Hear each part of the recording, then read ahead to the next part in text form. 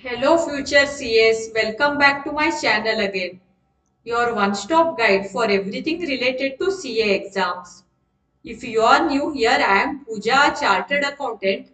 I have an experience of working for Ernst & Young and KPMG, and I help CA aspirants like you succeed with practical tips, strategies and support. So in today's video, we are continuing the series wherein we will learn how to present answers correctly in CA Final IDT. So this is the fourth episode. So basically in each episode, we will see how to present the adjustment which is given in the first compulsory question, that is relating to computation of admissible ITC and computation of GST liability. So in each episode, we'll go through one adjustment and we'll see usually what error is made by the students while presenting that adjustment in the exam. And we'll also see what is the correct method of presentation. So guys, if you want to enhance your marks in IDT, this series is just for you. Request you all to get a notebook and note down the important points. So I have created a separate playlist for this named as CA Final IDT Presentation Series. The link has been given in the description below. You can watch the videos from the given link.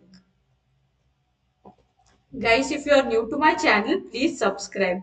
Every subscription works like a motivation for me and it also makes my day. So guys, when you visit my channel, do check out the playlist section. You will find several curated playlists for the CA final exams. Make sure to explore them and watch the videos in order to get maximum benefit from each topic. So let's see what adjustment we have for today.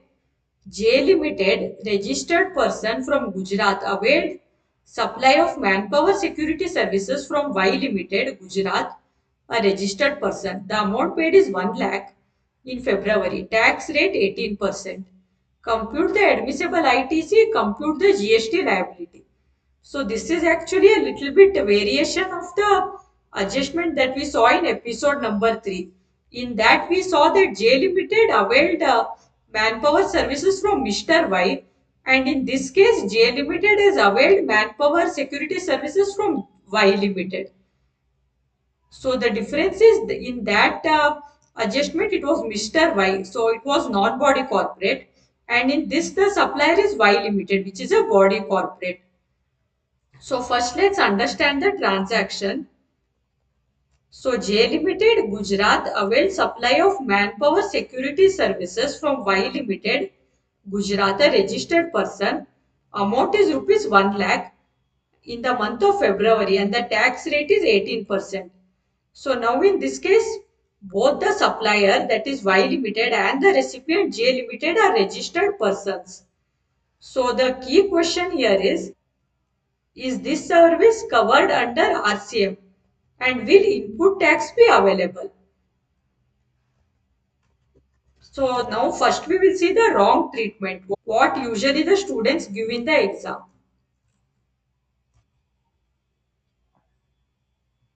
So manpower security services from Y Limited, tax on security service is payable under reverse charge. So this is usually the wrong treatment which is given by the students. So let's see what is the mistake here. So many students immediately assume that security services are always covered under RCM without checking who the supplier is. This happens due to insufficient clarity on RCM provisions. So when you see security services, you must first analyze who is the service provider, body corporate or not, and who is the recipient, registered or not. So RCM on security services applies only when the supplier is not a body corporate and the recipient is a registered person. But in this case, as I mentioned earlier, supplier Y Limited is a body corporate. Hence, RCM does not apply in this case. So now we will see computation of the net GST payable in cash. So we'll see the wrong treatment for this. Forward charge liability on outward supplies payable in cash After set off of ITC,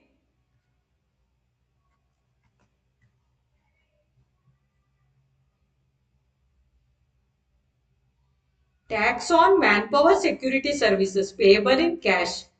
That is tax payable under reverse charge not being output tax cannot be set off against ITC. Thus, we will have to pay it in cash. So, this is the wrong method of presentation. This treatment is incorrect because tax is not payable under reverse charge when the supplier is body corporate. So now we will see the correct method of presentation for both admissible ITC as well as net GST payable in cash. First we'll see for computation of admissible ITC. So manpower security services from Y Limited. Since security services are provided by body corporate, tax on the same is not payable under reverse charge.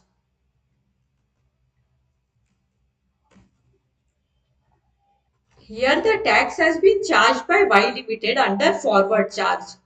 So J Limited can claim full ITC of 9,000 each for CGST and SGST. Now we will see the correct treatment for net GST payable in cash. So first we have forward charge liability on outward supply payable in cash after set off of ITC less ITC on manpower security services availed from Y Limited, and then we will arrive at the net GST payable in cash. So let's understand the explanation behind this. So since the manpower security services provided by Y Limited, a body corporate, tax is payable under forward charge and not reverse charge. Hence Y Limited would have charged GST on its invoice, and J Limited can avail the ITC of 9,000 CGST and 9,000 SGST. Hence, this ITC can be set off against outward tax liability, thereby reducing the net cash outflow. Now we will see the key takeaways. So always check who the supplier and recipient are before applying the RCM provisions. For security services, if the supplier is a non-body corporate, then RCM applies.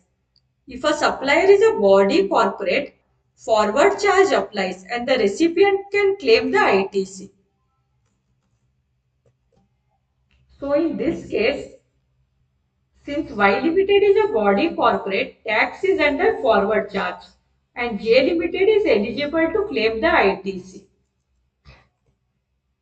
So I hope this provided you with some more clarity regarding the RCM provisions for supply of manpower security services.